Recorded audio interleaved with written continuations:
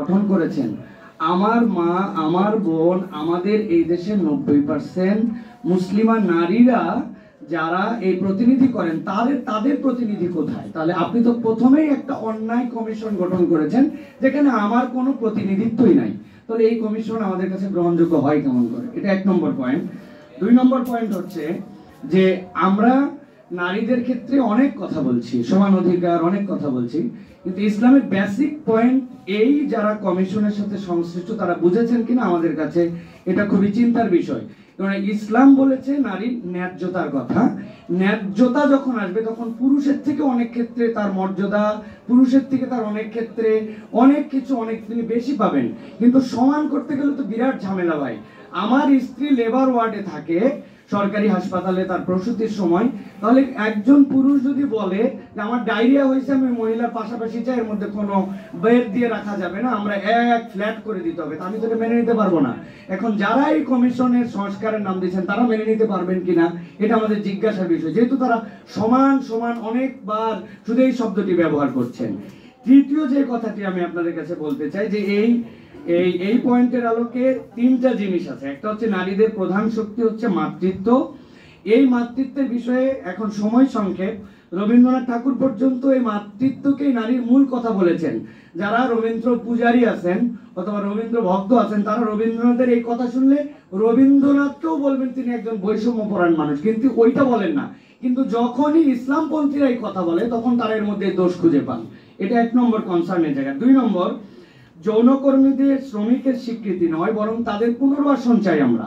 যদি কেউ এটার সাথে জড়িত হয়ে যান তাহলে ইসলামের তার জন্য দিক নির্দেশনা আছে, কিন্তু আমরা অবাক হয়ে দেখি তারা শ্রমিক থেকে শুরু করে এটাকে একটা প্রাতিষ্ঠানিক রূপ দিতে চান।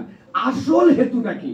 আসল হেতু হচ্ছে এনজিওদের বিদেশ থেকে টাকা আনানোর জন্য যতগুলো পলিসি লাগবে তার সবচেয়ে সোনার হরিণটার নাম হচ্ছে এই পেশার স্বীকৃতি দিলে তারা এনজিও হিসাবে স্বাস্থ্য খাতে নানানভাবে টাকা এনে মোটামুটি তারা ব্যবহার করতে পারেন। সুতরাং এটা তাদের স্বার্থে তারা এটা বাস্তবায়ন করতেছেন, এটা বৃহত্তর মুসলমান বা বাংলাদেশের নৈতিক স্বার্থের সাথে কোনো সম্পর্ক নাই এটা। 3 নম্বর লাস্ট পয়েন্ট যেটা বলবো, কর্মস্থলে নারীদের কাজ করার যে পরিবেশ তৈরির কথা বলা হয়েছে আমরাও এটার সাথে একমত, কিন্তু আমরা নারীদেরকে এমন কোনো কাজের মধ্যে দিতে চাই না যেই কাজটা তার শরীর, তার মন, তার পরিবেশ, তার বাস্তবতার সাথে সামঞ্জস্যশীল নয়। ইসলাম এটাকে সবচেয়ে বড় হাইলাইট করছে।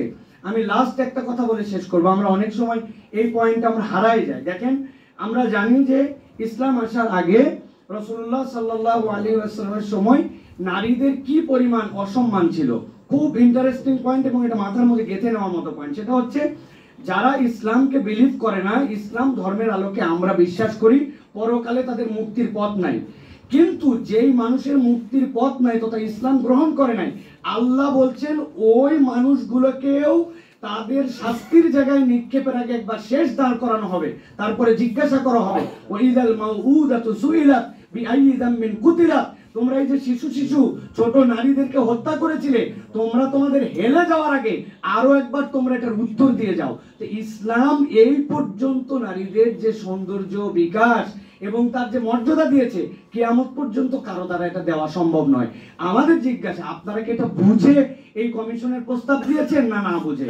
শেষ করব যেই কথা বলে, আমার বোন, আমার স্ত্রী, আমার মায়েরা তারা শরিয়া পছন্দ করে। আপনারা বলছেন ঐচ্ছিকভাবে বিভিন্ন ধরনের বিধিবিধান গ্রহণ করার সুযোগ থাকবে। তাহলে আমরা আমাদের দেশে আমার মায়ের পক্ষ থেকে আমি কনসার্ন নিয়ে বলতেছি, আমার ওয়াইফের পক্ষ থেকে, আমার 3টা মেয়ে তাদের পক্ষ থেকে, এই দেশে বাদী এবং বিবাদী যদি রাজি হয় কোনো কেসে তাহলে আমরা এই দেশে শরিয়া কোর্টেরও প্রবর্তন চাই। আমাদের বিচার শরিয়া কোর্টে হবে আমরা যদি বাদী বিবাদে রাজি হয়। তাহলে আপনারা যদি আপনাদের কনসার্ন দিতে পারেন আমরা আমাদের কনসার্ন এটা দিতে পারি। ধন্যবাদ সকলকে।